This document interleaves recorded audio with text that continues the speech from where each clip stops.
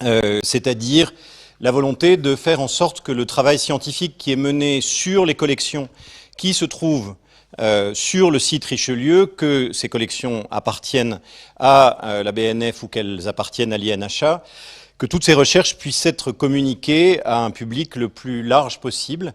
Ce qui fait la particularité de ces conférences, c'est effectivement que nous parlons d'objets singuliers, enfin nous écoutons des spécialistes nous parler d'objets singuliers qui sont présents physiquement pendant la conférence et reproduits par ailleurs, que ces spécialistes sont à la fois des conservateurs de nos collections, mais aussi les spécialistes avec lesquels ces conservateurs ont l'habitude de travailler. Et c'est aussi une chose importante que de montrer qu'une collection est une chose vivante et qu'elle vit notamment par ce travail de recherche et par le partage. J'ai l'habitude de dire qu'il est tout à fait marquant que le métier des bibliothèques est à la fois de conserver, mais aussi de communiquer, mais de communiquer dans un sens qui est un sens particulièrement noble, qui n'est pas forcément le sens dont nous avons l'habitude, qui n'entre pas en contradiction avec ce sens, mais qui est véritablement fondé sur cette idée de mettre à disposition d'autrui les biens qui leur sont confiés. Que nous le fassions avec la BNF, c'est une joie supplémentaire. Vous verrez en regardant le programme qu'il y a beaucoup de croisements entre la BNF et l'INHA au cours de cette session. Et je veux remercier les deux personnes qui organisent ce cycle de conférences pour la BNF et l'INHA, Gennaro Toscano et Cécile Colonna, qui eux-mêmes sont individuellement des espèces de transfuges d'un endroit à l'autre ou des gens qui circulent d'une maison à l'autre, ce qui est à mon avis tout à fait enrichissant également. Enfin, Gennaro Toscano n'a pas travaillé à l'INHA pour autant que je sache en tant que tel, mais en tout cas dans ce bâtiment-ci, oui. Et plutôt que de parler plus longtemps, je passe la parole à Laurence Angèle, que je suis aussi très heureux d'accueillir de ce côté-ci de la rue Vivienne, puisque nous sommes accueillis, nous aussi, de l'autre côté de la rue très régulièrement. En permanence même, chez vous. Voilà, Éric de Chassey a dit l'essentiel, c'est ce projet, mais que peut-être pour certains d'entre vous, vous connaissez déjà si vous avez déjà assisté à ces conférences. Je voudrais peut-être simplement ajouter que dans ce Richelieu nouveau, puisque c'est le nom que nous avons donné à ce cycle de conférences qui réunit l'INHA, la bibliothèque de l'École nationale des chartes et la BNF, donc de l'autre côté de la rue sur le site Richelieu. Vous savez sans doute, et je veux faire le lien avec la conférence de ce soir, que sera déployé, comme cela n'avait jamais été fait auparavant, un nouveau musée des collections de la Bibliothèque nationale. C'est une autre manière de communiquer les collections, et que dans le temps qui nous sépare et peut-être au-delà d'ailleurs, qui nous sépare de l'ouverture de ce musée à la fin du cycle de travaux engagés sur le site Richelieu en 2020, 21 pour l'ouverture. D'ici là, ce que nous avons souhaité engager, c'est un cycle de circulation des collections, donc une autre manière encore de les communiquer comme une préfiguration de ce musée. Et en l'occurrence, je le signale parce que Mantegna a été l'objet d'une de ces petite exposition par la taille, mais grande par le propos qu'on y installe, qu'on y met à Tours pendant quelques mois cet été. Voilà, donc ces gravures exceptionnelles de Mantegna, elles vous sont présentées pour certaines d'entre elles ce soir. Elles ont été montrées à Tours cet été. Et puis on en retrouvera probablement, pas en permanence bien sûr, mais de manière récurrente dans le musée lorsqu'il sera ouvert. Donc je voulais simplement vous signaler cette possibilité nouvelle partout en France de découvrir ces collections. Effectivement, je pense que l'essentiel, et c'est ce que vous souhaitez, c'est de laisser la parole aux véritables spécialistes. Voilà, merci beaucoup.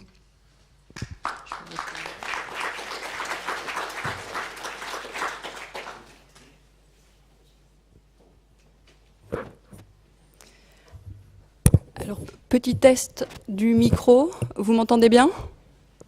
Très bien.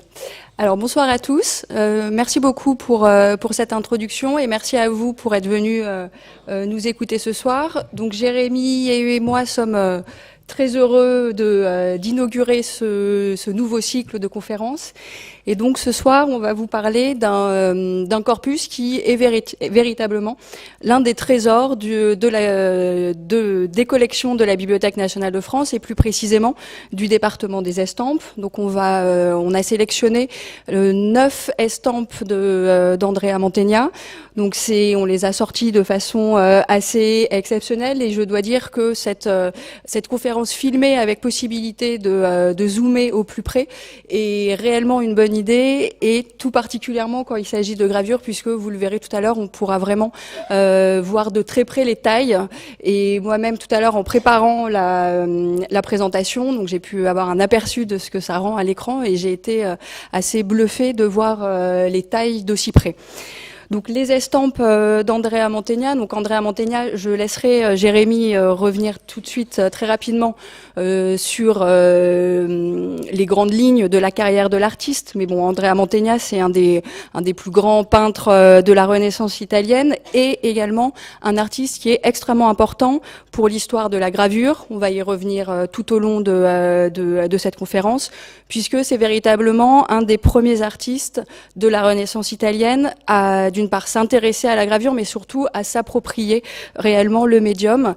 Et de cette technique qui reste à cette date assez nouvelle, il en fait un véritable moyen d'expression artistique, au même titre que la peinture.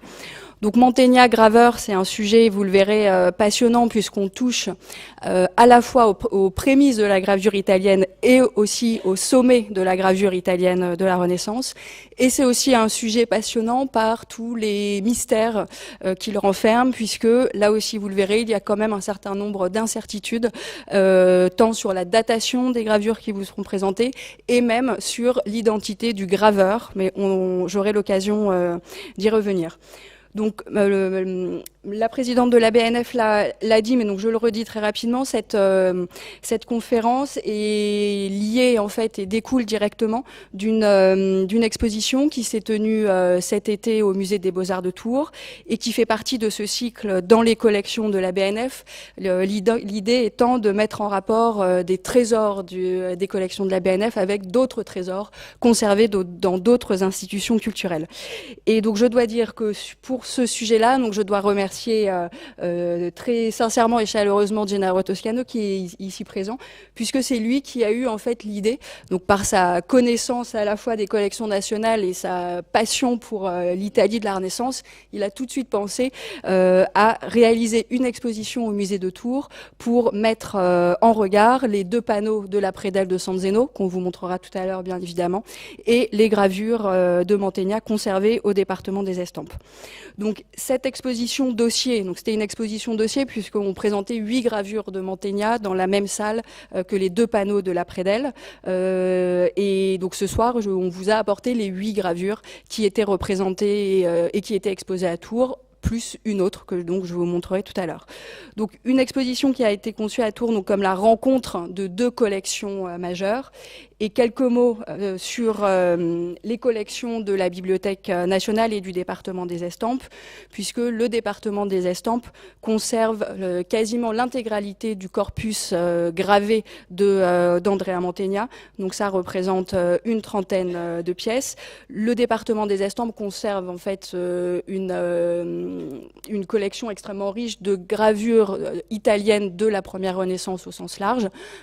Sur les 900 gravures répertoriées, le département des estampes on concerne environ 800. Donc là, je parle des gravures des primitifs italiens et non pas uniquement des gravures de Mantegna. Et ce qui est très intéressant aussi et très important pour les historiens et les spécialistes de la gravure, c'est l'origine de nos collections, puisque un tiers des gravures de ce qu'on appelle ces primitifs italiens de la gravure proviennent de la collection de l'abbé Michel de Marolles. Donc ceux d'entre vous qui sont habitués et qui côtoient régulièrement le département des estampes connaissent bien ce nom, puisqu'on considère que c'est l'acquisition de la collection de l'abbé Michel de Marolles par Colbert en 1667 qui constitue l'acte de naissance du département des estampes, puisque c'est un amateur d'estampes estampes qui avaient collectionné plus de 100 000 feuilles. Et donc l'ensemble est vendu à Colbert et donc constitue le noyau de la bibliothèque du cabinet royal des estampes. Et au sein de ces 120 000 feuilles, plusieurs estampes attribuées à Andrea Mantegna. Alors, en fait, donc là, je vous ai retranscrit ce que dit Michel de Marolles de sa collection. Il compte environ 104 pièces d'Andrea Mantegna. En réalité, il confond Andrea Mantegna et Marc-Antonio Raimondi, puisque le monogramme de Marc-Antonio Raimondi, MAF Marc-Antonio Fekit, peut effectivement introduire une confusion avec Andrea Mantegna Fekit. Donc Michel de Marolles fait une petite erreur d'attribution, mais il n'en demeure pas moins. Alors certes, il n'y a pas 104 estampes de Mantegna qui proviennent de la collection Marolles, mais quand on consulte les inventaires conservés au département des estampes, on voit quand même qu'il y a bien une vingtaine de pièces de Mantegna qui proviennent de la collection de l'abbé Michel de Marolles. Donc c'est très important pour le prestige de la collection, puisqu'encore une fois, ce sont des pièces qui donc sont rentrées au XVIIe siècle dans les collections de la bibliothèque à l'époque royale, mais c'est aussi très important pour les historiens de l'estampe, puisque c'est un gage d'ancienneté des épreuves, puisqu'elles sont dans nos murs depuis le XVIIe siècle. Donc sur ce corpus d'une vingtaine d'estampes au musée des Beaux-Arts de Tours cet été. Donc là, je vous montre rapidement les deux panneaux de la prédelle de San Zeno. Jérémy va vous parler un peu plus en détail de ce polyptyque extrêmement important pour la carrière de cette pala, extrêmement important pour la carrière de Mantegna. Et donc on a choisi des estampes, les 8 estampes que nous avons sélectionnées sont en fait des estampes qui sont en rapport notamment iconographique avec les deux panneaux qui représentent des scènes de la Passion, donc la prière au Mont des Oliviers et la résurrection. Donc nous avons choisi 8 estampes qui représentent également des scènes issues de la Passion, donc la descente de croix, la mise au tombeau, la descente au limbe, une résurrection et également une très belle Vierge à l'enfant sur laquelle on reviendra à la fin. Et donc je laisse maintenant la parole à Jérémy pour retracer les grandes lignes de la carrière de Mantegna, et ce qui nous permettra après de voir combien la gravure tout à la fois rend compte de l'art de l'artiste et aussi combien la gravure a permis la diffusion de cet art. Merci Caroline. Alors, est-ce que mon micro fonctionne ? Cette idée d'une diffusion de l'art de Mantegna grâce à la gravure me permet d'évoquer donc ce pourquoi on connaît surtout Mantegna, autrement dit son œuvre de peintre. Vous n'êtes pas sans savoir que Mantegna a été pour Vasari une figure fondamentale de l'art de la Renaissance. Et par la suite, Mantegna est très souvent cité parmi les grandes figures de l'art italien ayant réaliser cette révolution artistique au cours de la deuxième moitié du XVe siècle. Et pour partir un petit peu à la découverte de Mantegna, puisqu'il s'agit de présenter un petit peu son parcours et mieux comprendre à partir de là l'œuvre gravée, j'ai décidé de partir de la fin, de la mort de Mantegna et du monument funéraire qui lui a été dressé à Mantoue, à San Andrea, dans la chapelle où il a été enterré. Monument déposé en 1516, placé en 1516 par ses héritiers, et associé à ce monument, on trouve une inscription latine qui est tout à fait intéressante puisqu'elle présente Mantegna comme un artiste égal, si ce n'est supérieur à Apelle. Apelle est cet artiste antique, ce peintre de l'Antiquité, particulièrement célébré par Pline, et qui, pour les artistes de la Renaissance, représentait peut-être le sommet de l'art antique. Se comparer donc à Apelle n'est pas chose finalement légère et rend compte de toute l'importance que pouvait avoir l'artiste aux yeux des Montouans, bien sûr, aux yeux de sa famille, bien évidemment, mais peut-être plus fondamentalement aux yeux des connaisseurs au cours de cette première moitié du XVIe siècle. Et il est vrai que lorsqu'on observe le parcours de Mantegna, qui le mène en gros de Padoue des années 1440 à Mantoue, donc une zone géographique italienne qui est relativement circonscrite, le nord-est de l'Italie, la région de la Lombardie, mais aussi de la Vénétie, Mantegna, donc, qui commence à travailler à Padoue pour ensuite aller travailler à Vérone, puis à Mantoue, un temps, mais relativement bref, à Rome, va jouir d'une renommée tout à fait considérable. Renommée qui est presque immédiate. Au moment où l'artiste commence à travailler sur le chantier des Eremitani, la chapelle Ovetari, à Padoue, il n'a que 17 ans, donc il est véritablement tout jeune, et très rapidement, il s'impose comme la figure la plus importante du chantier et va obtenir la plus grande partie de la décoration à réaliser pour la chapelle. Décoration qui est en partie dévolue à la vie de Saint-Jacques et pour l'autre partie à celle de Saint-Christophe.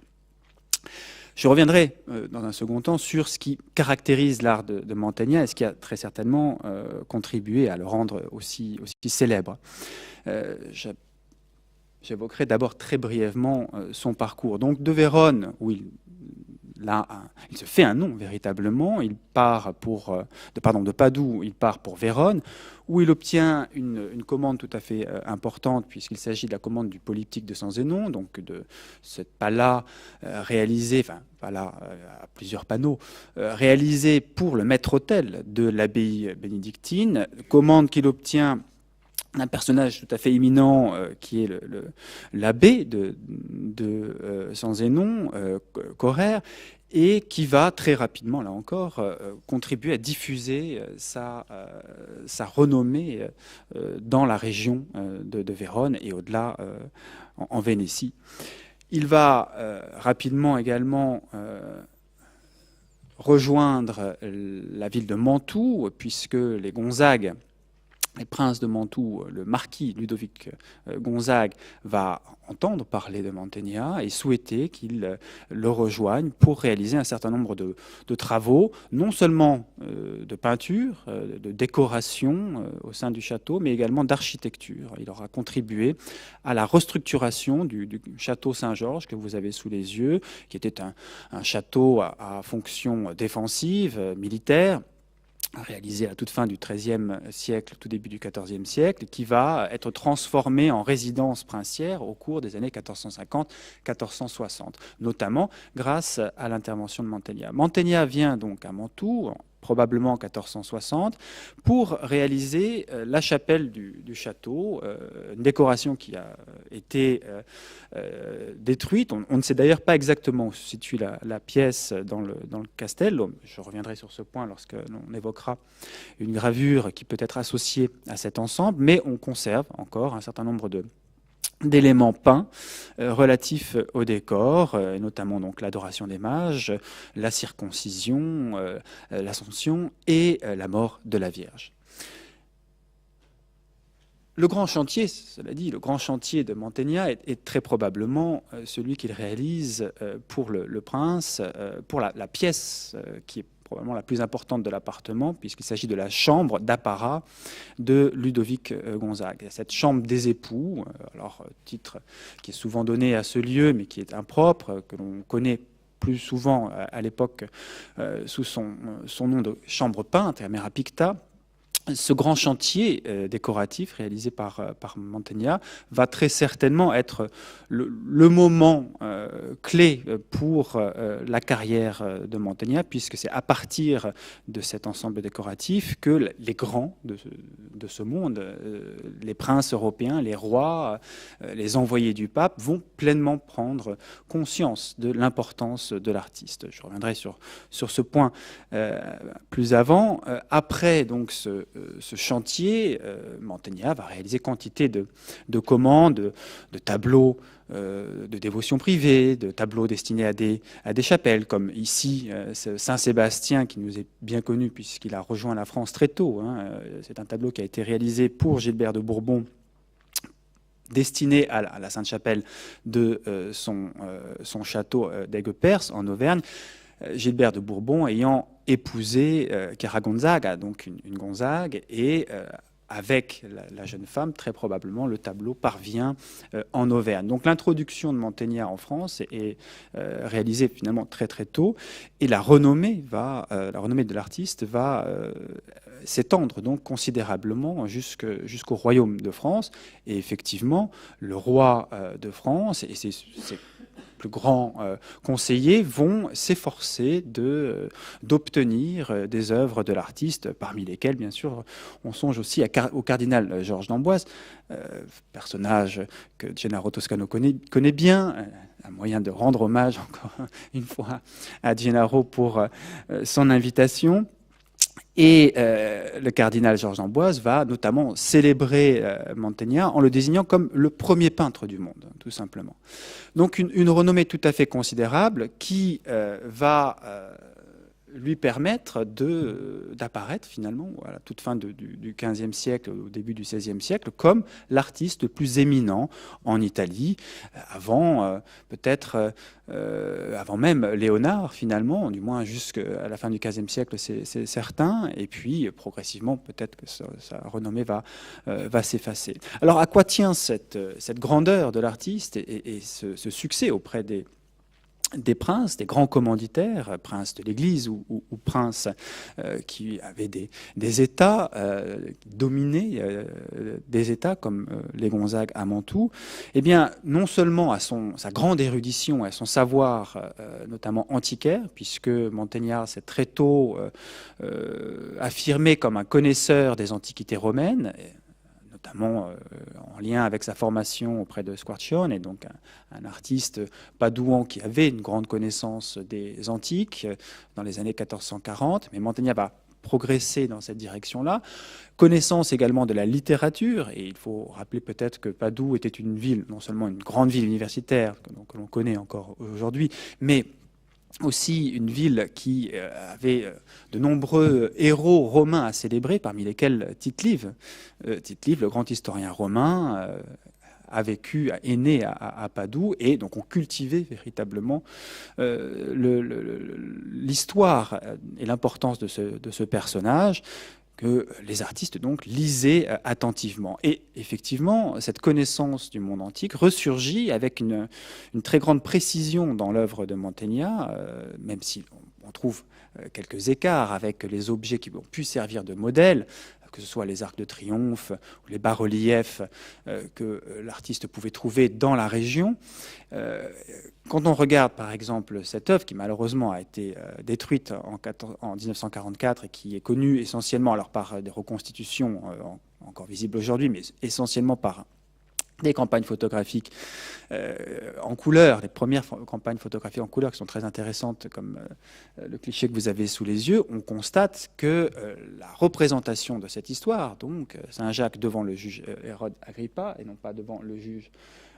oui, c'est ça, Hérode Agrippa, eh bien, on a une scène d'une très grande lisibilité, d'une très grande clarté, où l'on peut reconstituer l'histoire de Saint-Jacques dans un lieu qui nous semble parcourable. Donc, on a la possibilité, l'œil a la possibilité de pérégriner dans cet espace qui est représenté en perspective.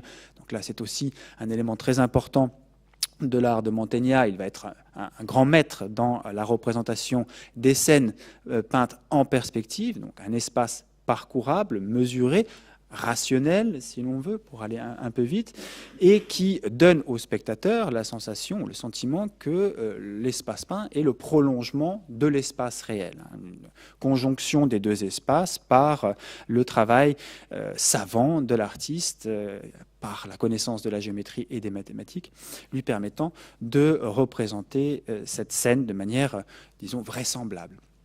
Donc la perspective, le savoir antiquaire, la connaissance de l'histoire romaine, qui va tout au long de sa carrière être une donnée tout à fait fondamentale de son art. En témoignent notamment les triomphes de César, cette série de peintures réalisées pour Francesco Gonzaga, le fils de Ludovic dans les années 1480-1490, peut-être même jusqu'à la fin de sa vie en 1506.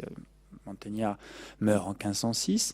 Cet ensemble qui a fait véritablement la renommée de l'artiste, mais aussi des Gonzague, car les Gonzague, lorsqu'ils ont réussi à faire venir Mantegna auprès d'eux à Mantoue, c'était également pour profiter de sa renommée. Mais l'artiste s'est également véritablement rendu maître dans la représentation des corps, connaissance de l'anatomie, et on peut l'observer avec ce fameux Christ mort, cette lamentation sur le Christ mort, représenté en raccourci, et il y a donc une maestria dans le traitement de ce corps vu en raccourci qui est saisissant. Ou encore, et là c'est un autre versant tout à fait fondamental de l'art de Mantegna, cette imagination débordante de l'artiste qui, en tirant de la nature son savoir également, son inspiration, va se servir d'un topos qui est tout à fait important à la Renaissance, mais dont Mantegna va être l'un des principaux artisans, l'idée que la nature est elle-même artiste. On peut observer la récurrence de la représentation, par exemple, de nuages figurés, comme ici, des nuages qui donnent forme à des figures, dans ce Saint-Sébastien, où l'on voit un cavalier surgir des nuages, ou encore dans ce tableau plus tardif, pour Isabelle d'Este, Minerve chassant les vices du jardin de la vertu, où les rochers et les nuages ici, sont anthropomorphes. Anthropomorphisme de la nature, représentation des lieux, des enrochements extrêmement fantasques, merveilleux, comme ici dans la Chambre des époux, qui est une autre constante de son art, cette capacité à représenter des paysages imaginaires tout à fait singuliers, mais dans lesquels s'inscrivent des figures historiques, comme les Gonzague, avec la représentation de la rencontre de la Chambre des époux. Et dans ces paysages, on trouve quelque chose qui est également très important pour Mantegna, cette idée que la nature sert de matière première pour l'artiste, qui va la transformer, parvenant en quelque sorte à réaliser ce que parfois la nature ne parvient pas elle-même à produire. C'est une idée aristotélicienne tout à fait importante à la Renaissance, l'idée que la nature produit elle-même, mais parfois elle échoue à produire les formes qui pourraient advenir, et c'est l'artiste qui va parachever le travail de la nature. Chose que l'on trouve donc dans différents tableaux de manière subtile, et c'est là un point très important puisque c'est un élément à considérer pour comprendre aussi toute l'importance que peut avoir la gravure aux yeux de Mantegna, probablement. Subtilité de l'artiste qui dissimule dans ses peintures bien souvent qui cache dans des détails cette conception de l'art rivé à la nature, d'un art qui ferait advenir ce que la nature est en train de produire. Mais peut-être que la chose est plus évidente encore lorsqu'on regarde plus précisément la Chambre des époux, où une plaque dédicatoire rend la chose peut-être très claire. Cette plaque dédicatoire qui se situe donc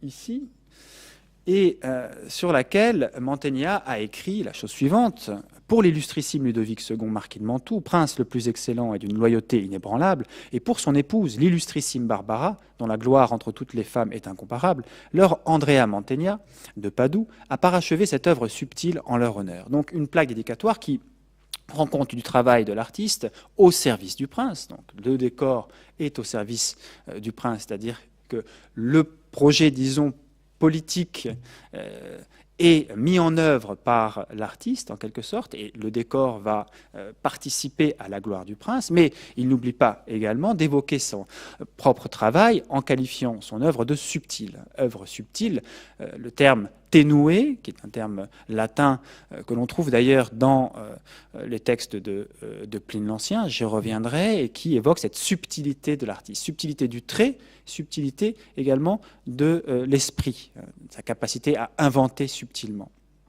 Et lorsque l'on observe cette plaque dédicatoire comme un point de départ pour entreprendre la lecture, pour le dire vite, du décor, pour observer chacune des parois, on se rend compte que Mantegna délivre une sorte de programme caché, secret, permettant de voir où l'artiste est au travail.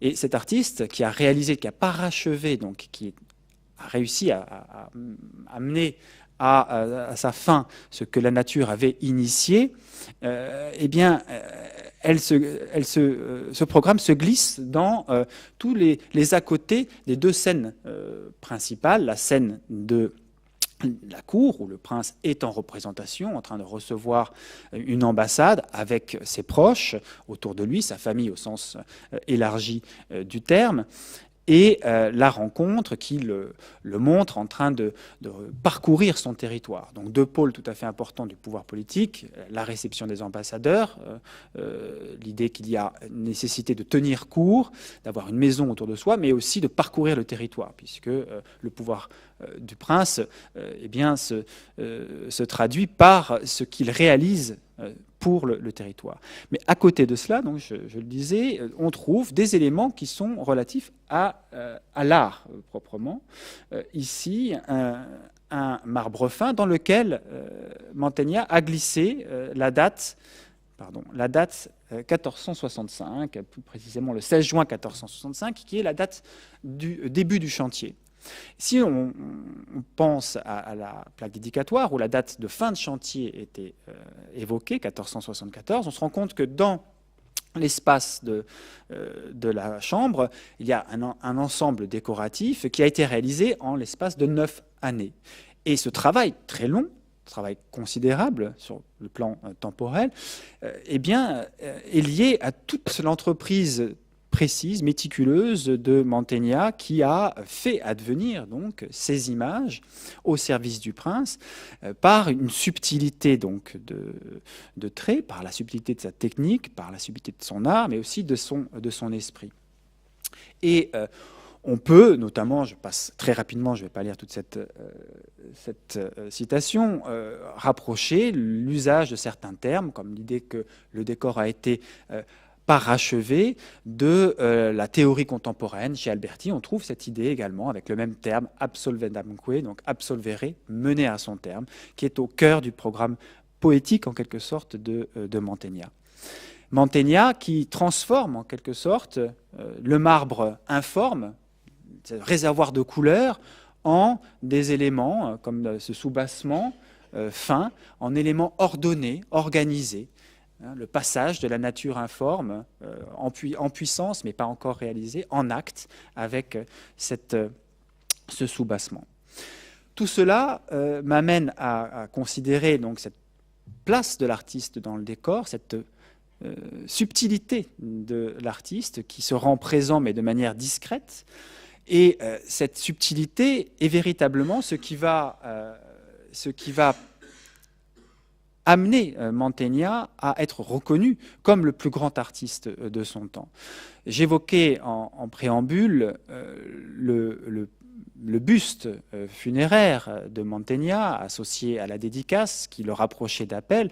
Or, le terme que j'ai souligné précédemment, ténué, la subtilité, la tenuitas de Mantegna, est précisément le terme qui est employé par Pline pour évoquer la grandeur de l'art d'Apelle. Dans un épisode connu à la Renaissance, connu en général, du livre 35 de Pline, l'auteur rapporte la rencontre d'Apelle et de Protogène, et Apelle se serait en quelque sorte manifesté auprès de Protogène, un autre peintre, en traçant une ligne extrêmement fine, sans donner son nom au moment où il se rendait chez lui, en l'absence de Protogène. Et au moment où Protogène revient, une fois Apelle parti, il voit cette ligne et il dit « mais bien sûr, c'est Apelle, ça ne peut être que lui ». Et il trace une ligne dans la ligne qui avait été tracée par Apelle. Donc il montre qu'il est extrêmement subtil lui aussi, en ayant une sûreté du trait incroyable. Mais Apelle revient et va retracer encore une fois une autre ligne dans ce deuxième trait. Et là, cette fois, Protogène se rend compte qu'il ne peut plus rien faire et que appelle à gagner. Donc la tenuitas du trait, cette subtilité du trait, mais aussi de l'esprit, évidemment, d'Apel qui signe par ce qui finalement le caractérise, hein, sa précision, sa finesse, eh bien, va devenir un topos que, semble-t-il, Mantegna va reprendre. Trait, le trait justement qui est le cœur du travail du dessinateur, du peintre, bien sûr, mais surtout du graveur, et que l'on peut peut-être considérer comme un élément permettant d'attribuer un certain nombre de gravures à Andrea Mantegna, alors même que ce n'est pas sans poser quelques problèmes, hein, cette question de l'attribution des gravures que conserve aujourd'hui la Bibliothèque nationale de France. Alors on peut peut-être passer à la caméra. Pour avoir sous les yeux une de ces fameuses estampes de Mantegna, à un moment où je vais quand même redonner quelques éléments de contexte sur la question de l'inscription de l'art gravé de Mantegna dans l'histoire globale de la gravure. Puisque donc Mantegna, donc on l'a bien vu, un des plus grands peintres de son temps, aussi, donc je l'ai dit en introduction, un artiste extrêmement important pour l'histoire de la gravure, et d'autant plus important que, donc c'est ce que je disais en introduction, il hisse la gravure au sommet de son art en Italie à cette époque-là, mais on reste quand même à une date où la gravure est un art, un médium assez récent, puisque donc Mantegna naît vers 1431 et meurt en 1506, et la gravure, en fait, la gravure sur bois naît en Allemagne vers la toute fin du XIVe siècle et se développe surtout au XVe siècle, et la gravure sur cuivre, puisque quand on parle de gravure d'estampe de Mantegna, il s'agit de gravure sur cuivre. La gravure sur cuivre, elle naît au début du XVe siècle, vers 1430. Alors les origines et les débuts de la gravure sont un sujet là aussi entouré de mystère, mais on considère que la gravure naît dans le monde germanique vers 1430, la gravure sur cuivre, et en Italie, les premières gravures sur cuivre apparaissent en fait vers 1450. Donc on voit bien qu'avec Mantegna, on est vraiment on s'inscrit encore une fois dans les débuts de la gravure. Et dans le milieu en Italie, c'est à Florence, dans le milieu des orfèvres, que s'épanouit la gravure sur cuivre vers, encore une fois, 1440-1450. Donc la question que tu évoquais, Jérémy, est en effet cruciale, et il y a beaucoup de lignes et beaucoup de pages ont été écrites sur cette question. Mantegna a-t-il gravé lui-même? Alors, une fois qu'on a replacé Mantegna dans son contexte chronologique et artistique, on comprend pourquoi cette question s'impose, c'est-à-dire est-ce qu'un artiste formé comme peintre a pu aussitôt s'approprier cette technique de la gravure, qui est une technique difficile à maîtriser. Si la gravure naît dans le milieu des orfèvres, que ce soit dans le monde germanique ou en Italie, les premiers graveurs connus sont des orfèvres, c'est parce que la gravure requiert une technique particulière, qui est celle du maniement du burin, de la maîtrise de l'attaque d'une plaque de cuivre, et qui nécessite une formation particulière. Et effectivement, il n'y a aucune trace dans les sources, dans les textes, qui attestent que Andrea Mantegna a reçu cette formation de graveur. Et à cela s'ajoute aussi la difficulté que les estampes, toutes celles que nous allons voir, ne portent pas d'indication particulière. On connaît des estampes, que ce soit dans le monde germanique ou en Italie, qui sont signées, qui vont porter le monogramme de l'artiste ou qui vont porter une date. Pour toutes les estampes qui composent le corpus attribué à Andrea Mantegna, il n'y a ni signature ni date.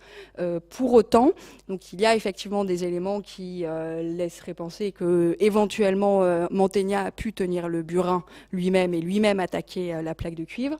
D'une part, c'est effectivement toutes les similarités qu'on trouve entre son œuvre peinte et son œuvre gravée. Donc tout ce que tu as indiqué, Jérémy, et tout ce qu'on va voir plus précisément dans les gravures, c'est-à-dire ce goût pour la représentation de l'espace, la variété dans la représentation des expressions, la finesse du trait, cet amusement aussi parfois, cette subtilité qu'on retrouve aussi bien dans la peinture que dans la gravure. Et par ailleurs, on sait que Andrea Mantegna est allé à Florence en 1466 et à cette époque-là, Florence grouille d'ateliers de graveurs, d'orfèvres qui pratiquent la gravure. Donc il a probablement, enfin il ne fait aucun doute qu'il a été au contact de ces ateliers. La question qui demeure est celle de savoir s'il a réellement eu la formation qui lui aurait permis de tenir le burin. Donc c'est une question qui intéresse beaucoup les historiens de l'art, et depuis en fait pas mal d'années, et même pas mal de siècles, puisque le premier à poser cette question, c'est Vasari. Donc on en revient assez souvent donc à Giorgio Vasari, ce peintre et écrivain toscan qui rédige les vies des meilleurs peintres, sculpteurs et architectes, et dans lesquels il parle de la place d'Andrea Mantegna dans l'histoire de la gravure. Alors dans la première édition de ses vies, qui date de 1550, il attribue carrément l'invention de la gravure à Mantegna. Bon, alors ça, on ne fait aucun doute que c'est une erreur, et lui-même d'ailleurs, Vasari se reprend, puisque dans sa deuxième édition en 1568, il n'attribue plus l'invention de la gravure à Mantegna, mais il liste 7 gravures qui peuvent être identifiées comme réellement de la main de Mantegna. C'est-à-dire Mantegna n'a pas seulement donné les dessins préparatoires, mais a aussi gravé et a tenu la plaque de cuivre entre ses mains. Et donc à partir de là, les différents spécialistes ou amateurs de gravure donnent leur point de vue. Donc Adam von Bartsch, par exemple, qui est très important pour les historiens de la gravure, qui au début du 19e rédige ses volumes du peintre graveur. Donc Adam von Bartsch attribue 23 gravures à la main et au burin de Mantegna. Au début du XXe siècle, ce corpus passe à 7. Et ensuite, à la fin du XXe siècle, il y a 2 expositions majeures consacrées à l'art de Mantegna et aussi à ses gravures. Donc une exposition qui a lieu en 1993, à la fois à Londres et à New York, et l'exposition plus récente en 2008 du musée du Louvre. Et donc là, 2 points de vue s'opposent. Donc pour faire court, on pourra, si le sujet vous intéresse, en reparler plus précisément au moment des échanges. Mais aujourd'hui, il y a certains spécialistes qui considèrent que Mantegna n'a certes pas gravé toute sa vie, parce qu'on sait qu'à partir d'une certaine date, il fait appel à des graveurs professionnels. On a certains contrats, notamment un qui date de 1475. Donc il y a ceux qui considèrent que malgré tout, notamment dans les années 1460-1470, il a gravé certaines des gravures qui sont attribuées à son corpus, et on va les voir dans un instant. Et il y a d'autres historiens de l'art qui considèrent que il est fort peu probable, pour toutes les raisons évoquées précédemment, et notamment la difficulté technique, que Andrea Mantegna ait été formé et maîtrisé la technique du burin. Donc cela étant dit, donc il faut garder ça en tête. On commence avec cette première estampe qui représente une vierge dans une grotte. Donc peut-être qu'on peut revoir un plan général. Donc c'est aussi par cette estampe que commençait l'exposition. Elle est particulière à plus d'un titre. Alors en termes d'attribution, celle-là, elle fait à peu près l'unanimité. Tous les historiens de l'art sont d'accord pour dire qu'elle a probablement pas été gravée par Mantegna lui-même. Donc particulière à plus d'un titre. Tout d'abord, donc ça se voit assez rapidement. Elle est inachevée. Donc certains personnages, donc c'est une adoration. Certains personnages sont inachevés. Et en termes techniques, c'est assez intéressant parce que donc, on peut zoomer un peu pour voir comment ces traits sont esquissés. C'est intéressant puisque on voit comment travaillaient les graveurs. Donc ils commençaient d'abord par esquisser les contours et ensuite avec ce jeu de taille oblique. Donc on voit bien sur le traitement de la Vierge par exemple, ils venaient créer le modelé et creuser l'espace et créer le modelé des personnages, des drapés. Donc l'autre particularité de cette estampe, c'est que c'est la seule estampe attribuée, enfin du corpus d'Andrea Mantegna, qui reproduit assez fidèlement un tableau. Donc un tableau qui est conservé, qu'on vous a montré, que Jérémy a montré très rapidement. On peut peut-être rapidement le revoir sur le PowerPoint, juste pour que vous l'ayez en tête. Donc repasser au PowerPoint. Donc c'est une adoration qui conservée aux offices. Voilà.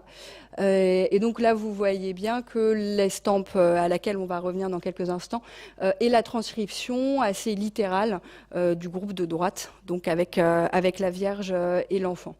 Et donc, si on revient maintenant à la caméra, à l'estampe, on comprend mieux les incongruités iconographiques qui sautent aux yeux quand on regarde un peu attentivement l'estampe, c'est-à-dire en haut on a un bout de tige indépendamment sorti de son contexte, on pourrait se demander ce que c'est, et en fait avec le tableau des offices à côté on se rend compte que c'est l'extrémité inférieure de l'étoile, et on a également en bas à gauche une demi-tête de bœuf avec une corne et un taureau, une corne et une oreille, et donc là aussi quand on compare avec le tableau, cette fragmentation prend sens.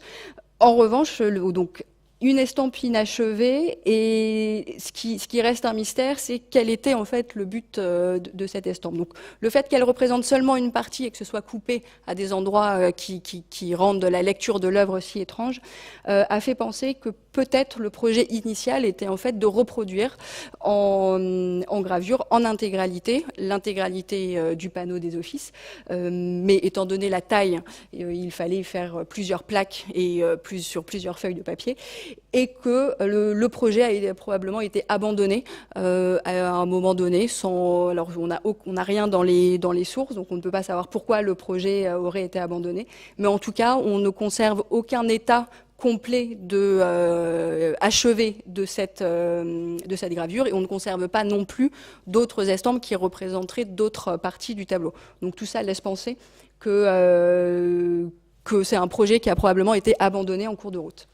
On peut aussi considérer que le choix de resserrer la représentation sur la figure de la Vierge à l'enfant et deux personnages qui l'encadrent correspond aussi à l'usage que l'on faisait bien souvent des gravures à cette époque-là, qui était un usage plutôt dévotionnel. C'était le cas aussi de la peinture. Mais quand on faisait graver, bien souvent, c'était pour pouvoir avoir une image plus commode à transporter avec soi. Et la concentration sur l'objet de la vénération, la Vierge à l'enfant, pourrait expliquer cette découpe si particulière. Davantage une image correspondant d'ailleurs au tableau de dévotion que Mantegna et d'autres, à cette même époque, Bellini, pouvaient réaliser. Puisque l'autre partie, celle qui est omise du tableau, c'est le cortège, et qui renvoie davantage à une question de narration, et qui est peut-être moins efficace, si l'on veut, pour la méditation, quoique. Tout à fait. Donc, un mystère qui demeure sur cette pièce-là. Donc on peut passer aux pièces suivantes, avec un grand merci à ma collègue Vanessa qui s'occupe de faire tourner les Bristol. Donc on peut mettre les trois suivants. Donc une descente de croix, et une mise au tombeau et une descente au limbe. Et on peut s'intéresser pour commencer à la descente de croix et à la mise au tombeau. Donc ces deux estampes peuvent être regardées ensemble. Donc d'une part parce qu'on pense qu'elles ont probablement été gravées de part et d'autre de la même plaque de cuivre, donc en recto, en verso. Et elles ont aussi toutes les deux donc été mises en relation avec un cycle de peinture murale exécuté par Mantegna dans la chapelle du Palais San Giorgio de Mantoue, dont Jérémy nous parlait tout à l'heure. Donc peinture murale exécutée vers 1460, mais qui ne sont plus conservées aujourd'hui, puisque la chapelle n'est plus conservée. Et donc on pense que une des hypothèses qui a été émise, c'est que ces gravures ont été réalisées d'après des dessins qui reproduisaient eux-mêmes ces peintures murales conservées dans la chapelle San Giorgio. Et c'est vrai que il y a certains indices qui laissent penser que ces estampes, en tout cas, ont été réalisées au moment ou en tout cas après l'arrivée d'Andrea Mantegna à Mantoue, c'est-à-dire après 1460. C'est notamment la présence du Longin, enfin de Longin, sur les deux compositions, d'ailleurs, à la fois la mise au tombeau et la déposition, puisque Longin, donc ce soldat romain qui joue un rôle dans la crucifixion, puisqu'il est chargé de vérifier que le Christ est bien mort, et il vient transpercer de sa lance le flanc du Christ, était particulièrement vénéré à Mantoue. On y reviendra en parlant d'une autre estampe. Alors c'est également ces deux pièces-là sont assez intéressantes aussi du point de vue de la technique, puisqu'elles elles sont assez similaires. Elles ont un traitement de du moyen de graver qui est assez similaire, avec des tailles, ces tailles obliques, qui sont d'ailleurs assez courtes, et un espacement aussi entre les tailles. Donc c'est ce qu'on appelle... enfin, je ne vais pas rentrer dans ce détail, mais et donc si vous regardez en même temps l'estampe d'à côté, donc la mise au tombeau, on trouve des tailles qui sont assez similaires. Je ne sais pas si tu veux dire un mot de la chapelle. À moins que... Oui, la chapelle, donc, pour laquelle peut-être ces gravures, enfin, les dessins qui ont été réalisés au préalable sont probablement liés à la chapelle, comme l'adoration que nous avons vue précédemment, et la mort de la Vierge, que je pourrais vous montrer sur le PowerPoint. Est-il possible d'avoir le PowerPoint? Ouais, chapelle dont on ne sait pas grand-chose en réalité, en dehors de ce que nous disent les documents, mais la chapelle ayant été détruite probablement dans les années 1570. On ne sait pas précisément où elle se situait dans le château, mais l'une des peintures, la représentation de la mort de la Vierge, présente une caractéristique tout à fait singulière, puisque on voit au-delà donc de la pièce où se situe la Vierge un paysage lacustre qui se trouve être très précisément le lac de Mantoue. Et on reconnaît assez précisément également, même très précisément, le pont San Giorgio qui menait donc de la rive opposée à l'île sur laquelle se situait le Castello, puisque Mantoue était une ville entourée de lacs et composée de petits îlots. Et le pont couvert, qui est caractéristique donc de Mantoue, pourrait peut-être être un indice concernant la localisation de la chapelle, une sorte de mise en abîme du lieu dans la représentation, et qui pousserait à croire que cette chapelle était placée dans l'une des tours d'angle du Castello et donnait donc sur le lac. Mais c'est là une hypothèse qui a été formulée qui n'est pas soutenue par des documents précis. Donc cela reste véritablement une possibilité que l'on pourra peut-être un jour confirmer. Donc du coup, on peut revenir à la caméra et aux estampes. Alors l'autre point commun, c'est on retrouve aussi... donc d'ailleurs, avec ce plan-là large, vous voyez bien aussi les similitudes dans la composition, avec cette attention toujours rendue au paysage et au traitement assez minéral, et ces roches qui sont très caractéristiques de l'art de Mantegna. Et à cet égard, c'était un des points forts de l'exposition dossier qui avait lieu à Tours, c'était de présenter donc notamment ces deux estampes aux côtés des deux panneaux de San Zeno, où on a la même représentation de ces paysages, encore une fois, de cette roche très minérale et presque aussi aride, et avec la même manière de rendre la végétation. Donc la confrontation entre les panneaux de Tours de San Zeno et ces deux estampes fonctionnaient vraiment très, très bien. Et une autre chose qui est caractéristique à la fois à la descente de croix et à la mise au tombeau, c'est ce qu'on a appelé l'angularité des formes et les doigts très pointus. Et effectivement, si on s'amuse à faire des gros plans sur les mains, on voit effectivement ces mains qui se terminent en doigts très pointus, et qu'on retrouve aussi dans les peintures, dans les panneaux peints réalisés par Mantegna vers 1460. Et on trouve aussi donc ce qu'on trouve là encore dans tout l'art à la fois peint et gravé de Mantegna, c'est cette grande attention apportée à la variété dans les expressions. Donc si on zoome sur les visages, donc ici et aussi tout ce qui participe à l'histoire, hein, voilà, à la force de l'histoire, comment parvenir à rendre sensibles les émotions qui parcourent l'assemblée des personnages représentés. Dans la mise au tombeau, donc avec les différents groupes, et aussi le groupe de déploration un peu en contrebas de la mise au tombeau, où on voit cette recherche vraiment sur le rendu et la variété dans le rendu des expressions. et également l'intérêt pour la représentation du corps, donc on verra aussi dans l'estampe suivante. Et peut-être on peut juste montrer sur la descente de croix, faire un zoom sur le Christ mort qui est en train d'être descendu de la croix, et le rendu notamment du bras mort et tout le rendu du poids d'un corps mort. Et donc en termes d'attribution, donc c'est les 3 estampes, donc ces 2-là et celle d'à côté, la descente au limbe qu'on va regarder maintenant, font partie des estampes qui, dans l'exposition du Louvre de 2008, ont été attribuées non pas à Mantegna lui-même, mais à un graveur, Gianmarco Cavalli, dont on sait par les sources qu'il a travaillé, qu'il a collaboré à partir de 1475 avec Andrea Mantegna.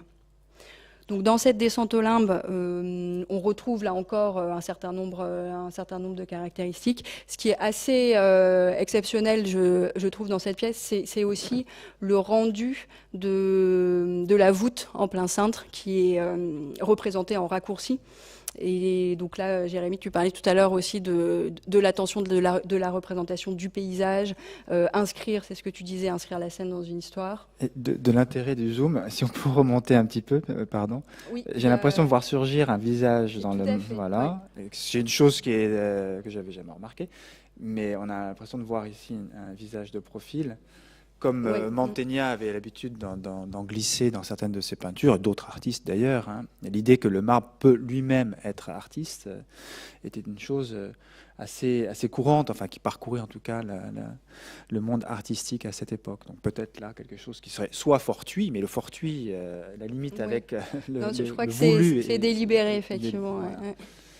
Et c'est une estampe qui a été copiée, et on retrouve dans les copies ce jeu, effectivement. Et comme tu le dis, ça renvoie à ce que fait Mantegna, ce qu'a l'habitude de créer Mantegna. Et donc là aussi, toujours un souci de la représentation. Donc le visage, donc c'est une descente au limbe, avec à droite Adam et Ève et à gauche le bon larron.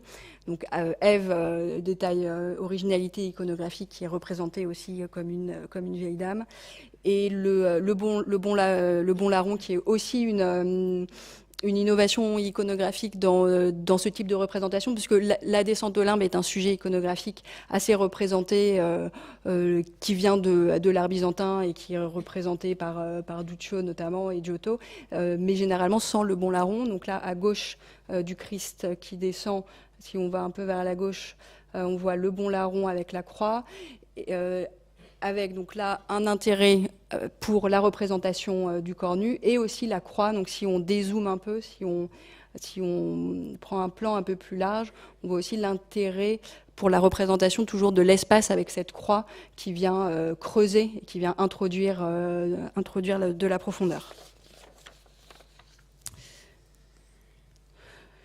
Donc on peut peut-être passer aux estampes d'après. Donc le Christ entre Saint-André et Longin. Donc là, c'est deux très belles épreuves. Donc là, avec ces 4 premières pièces, en fait, on a vu des pièces qui sont plutôt attribuées donc à des graveurs professionnels à partir de dessins et de compositions par Mantegna. Et les pièces qui suivent constituent le noyau du corpus attribué par certains historiens de l'art au burin réellement d'Andrea Mantegna. Donc le Christ entre Saint-André et Longin, donc c'est une iconographie particulière. Donc le Christ ressuscité au centre de la composition, montrant ses stigmates, et qui est aux côtés flanqué donc de 2 personnages. Donc Saint-André, l'apôtre du Christ, martyrisé et crucifié sous Néron, et le Longin, donc ce soldat romain dont on a déjà parlé. Et donc si on zoome sur Longin, d'ailleurs, on peut voir son air coupable. Il porte la culpabilité de son geste au moment de la crucifixion. Et donc c'est une iconographie particulière et qui en fait peut être mise en lien directement avec la ville de Mantoue, puisque donc le Longin, et je l'ai dit tout à l'heure, était un saint particulièrement vénéré à Mantoue, notamment parce qu'il est réputé avoir rapporté à Mantoue une ampoule avec une goutte du sang du Christ, le relique conservé dans l'église Sant'Andrea de Mantoue. Et donc l'église Sant'Andrea, donc on retrouve André. Donc Saint-André et Saint-Longin autour du Christ ressuscité, tout mène et dirige vers l'église Saint-Andrea de Mantoue. Et ce qui est intéressant également, c'est que cette église a été reconstruite par Alberti au moment où Mantegna se trouve lui-même à Mantoue. Donc on a une des hypothèses et que cette estampe ait été réalisée en fait pour célébrer la reconstruction de l'église Sant'Andrea. Ce qui est aussi intéressant en termes de composition, donc là on peut peut-être avoir un plan large, c'est qu'à la différence des estampes qu'on a vues précédemment, il n'y a pas de volonté d'inscription dans un paysage, ou plus exactement, le seul élément qui vient raccrocher à l'histoire, tu parlais de l'historia qui est effectivement très importante pour Mantegna, donc ici ça reste une résurrection, et l'élément qui indique qu'il s'agit malgré tout d'une résurrection, c'est ce tombeau qui est esquissé, et le tombeau ouvert avec la représentation du couvercle ouvert à droite. Mais mis à part cet élément-là, il n'y a pas cette fois de représentation de paysage, il n'y a pas une inscription dans un champ naturaliste, et donc on est dans une composition qui est davantage iconique, donc représenter le Christ avec ses blessures entouré de deux saints, et qui correspond aussi bien avec cette hypothèse qui a été émise d'une estampe réalisée, donc cette fonction dévotionnelle dont tu parlais tout à l'heure, en lien direct pour commémorer un événement précis, en l'occurrence la reconstruction de l'église Sant'Andrea.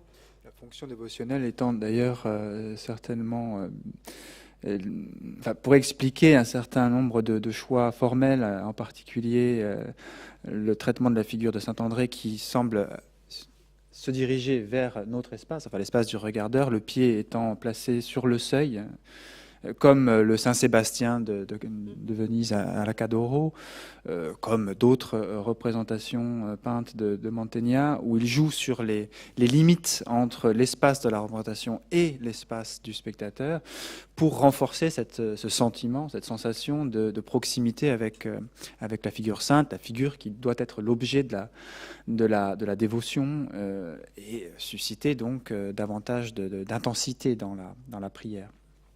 Alors, ce qui est intéressant aussi dans ces deux épreuves, donc là on peut peut-être avoir un plan large pour les regarder toutes les deux côte à côte. Donc c'est deux épreuves, c'est la même gravure, mais deux épreuves différentes, deux tirages différents. Ce qui est aussi intéressant dans cette composition, c'est le cadrage particulier, en sachant que ce que vous avez là sous les yeux, ce sont des estampes rognées. Donc on n'a pas la dimension d'origine de la feuille. À Amsterdam est conservé un tirage où on a le coup de planche en partie inférieure et en partie gauche, ce qui permet d'avoir une idée de la taille globale. Mais ce qui est intéressant, c'est que donc vous voyez que c'est une composition où le blanc a aussi toute sa place, et où il y a un traitement de l'espace qui est particulier, avec cette croix portée par Saint-André qui vient réellement, là encore, un peu comme dans la descente aux limbes avec la croix du Bon Larron, mais réellement accentuée ici, puisque la croix est vraiment, il y a un effet de perspective avec la croix qui est assez exceptionnel et qui vient réellement, qui vient réellement creuser l'espace. Et ce qui est intéressant aussi quand on compare ces deux épreuves différentes, et probablement des tirages qui n'ont pas été réalisés à la même époque. D'ailleurs, l'épreuve de gauche porte un filigrane italien, tandis que l'épreuve de droite porte un filigrane français. On considère que 9 plaques d'Andrea Mantegna ont, après sa mort, voyagé en France et ont été retirées en France, peut-être dans le cadre du chantier du château de Fontainebleau, où des artistes italiens sont venus exercer leur métier en France. Et donc si on zoome, on peut voir aussi que le travail dans les tailles est différent. À gauche, notamment, vous avez un rendu des noirs et du velouté qui est particulièrement intense, et avec un rendu qu'on ne retrouve pas dans l'épreuve de droite, probablement parce que la plaque, à force d'être retirée, était fatiguée. Et donc on n'a pas la même intensité et la même gradation du blanc vers les noirs, ce clair-obscur qui permet à Mantegna de produire aussi des gris pour faire la transition entre les côtés les plus sombres et les côtés les plus clairs. Donc là on est sur l'autre l'épreuve avec un filigrane français. Alors, on peut peut-être passer à la mise au tombeau en largeur, qui est une estampe absolument magnifique, probablement une des plus belles estampes de Montaignac, qui a sans doute été gravée de part et d'autre de la même plaque que le Christ entre Longin et Saint-André qu'on vient de voir. Donc c'est une œuvre très importante qui synthétise un peu aussi tout l'art de Mantegna. Donc là, on retrouve ce souci d'inscrire l'histoire dans un cadre naturaliste avec la représentation toujours de ce paysage minéral et de cette grotte. Alors on retrouve aussi, alors je vais passer rapidement puisque le temps passe, mais les deux constantes et les deux sources d'inspiration de l'art de Mantegna. Donc l'Antiquité dont tu parlais, Mantegna, un antiquaire qui a maîtrisé, qui a été au contact durant sa formation à Padoue des modèles antiques, qui a été formé auprès d'un maître qui appréciait beaucoup l'art antique, et aussi Mantegna qui a été aussi marqué par l'art de ses contemporains et notamment par l'art de Donatello, qui est un grand sculpteur florentin, le plus grand sculpteur du Quattrocento, qui vient à Padoue en 1443, puisque tu l'as évoqué tout à l'heure, Jérémy, Padoue est une ville extrêmement importante à cette époque et un véritable creuset artistique. Donc Donatello vient à Padoue donc notamment pour réaliser sa statue équestre, le Guatamelata, et il vient avec son atelier et le temps passe, donc je ne vous montre pas l'image de comparaison, mais ça peut être mis en relation avec certaines œuvres réalisées par Donatello à Padoue. Donc ce qui est intéressant aussi, c'est, il me semble, l'iconographie. Alors tu parlais tout à l'heure du caractère inventif de Mantegna, il me semble qu'on le voit aussi bien dans cette composition.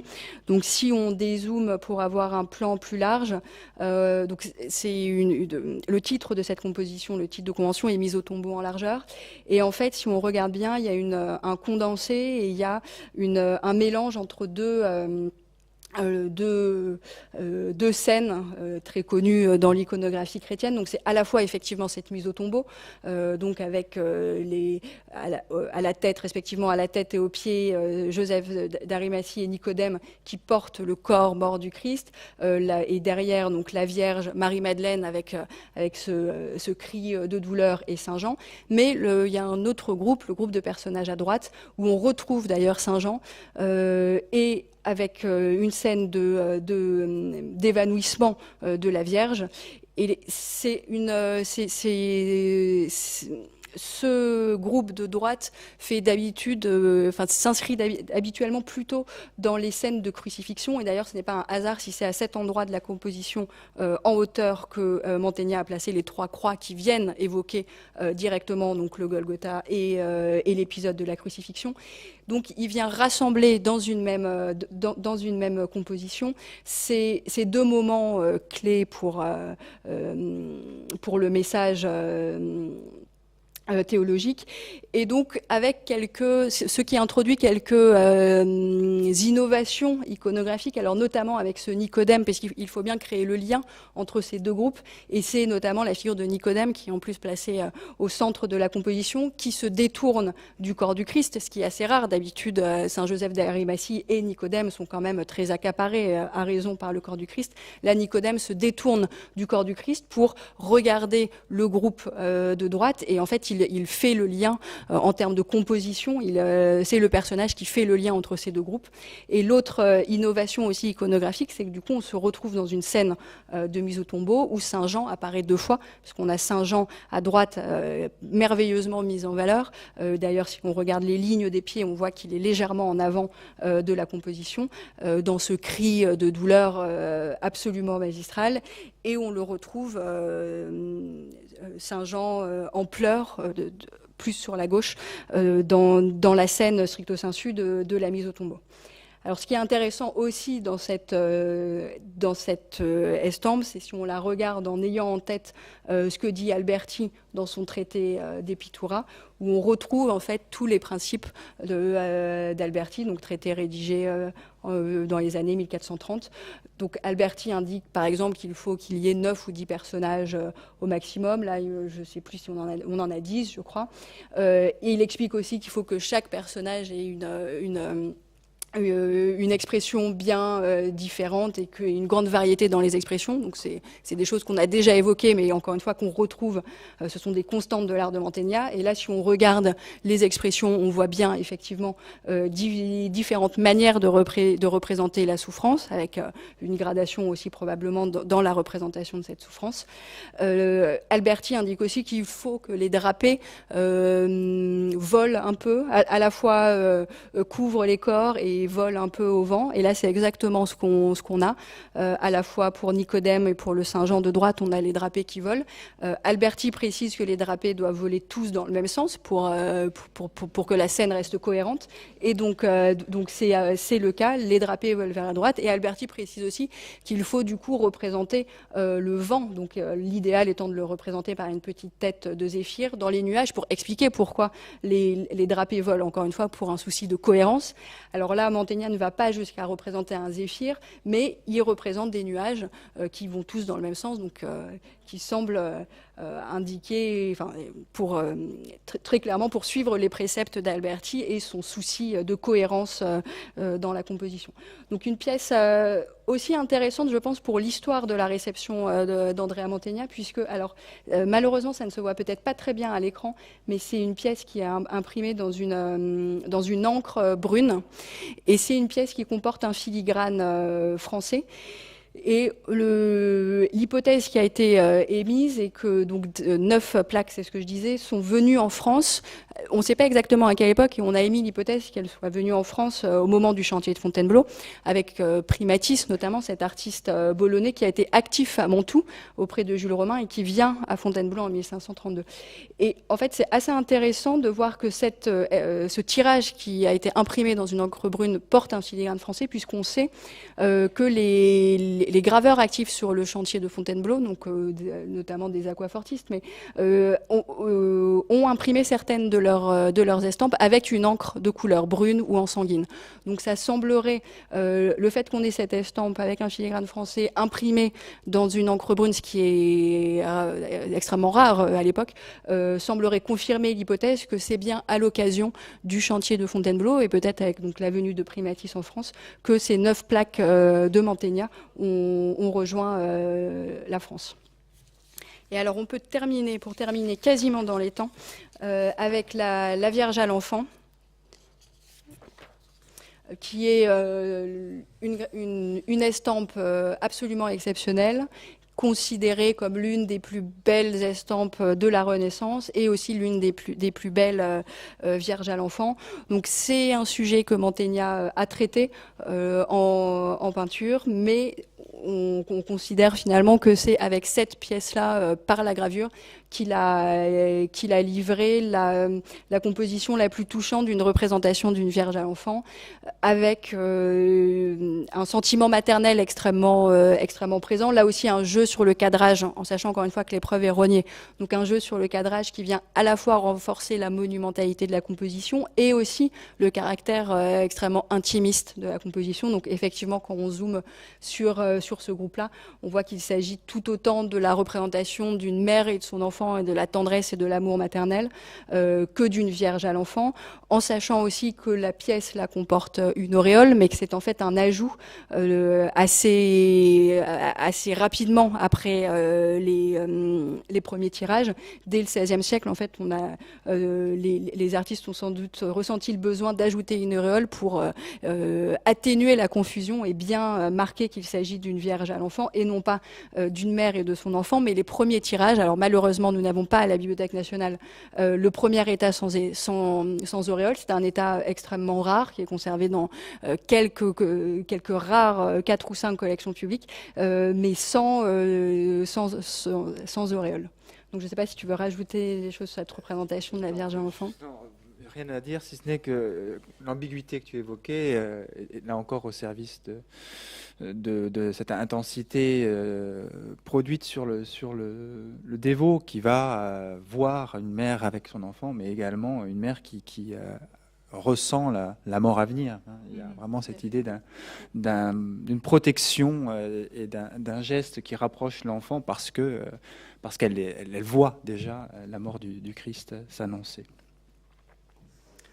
Voilà, donc cette sélection d'estampes pour vous montrer encore une fois tous les liens, toutes les caractéristiques de l'art gravé de Mantegna qu'on retrouve aussi en peinture. Et donc peut-être que vous ferez votre propre idée pour savoir si Mantegna a lui-même gravé ou pas.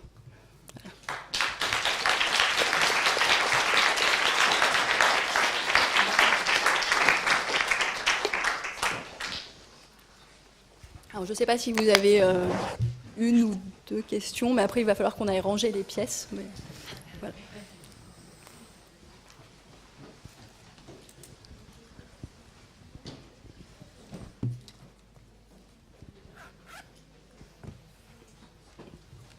Bon. Eh bien, parfait. Merci beaucoup pour votre attention dans tous les cas.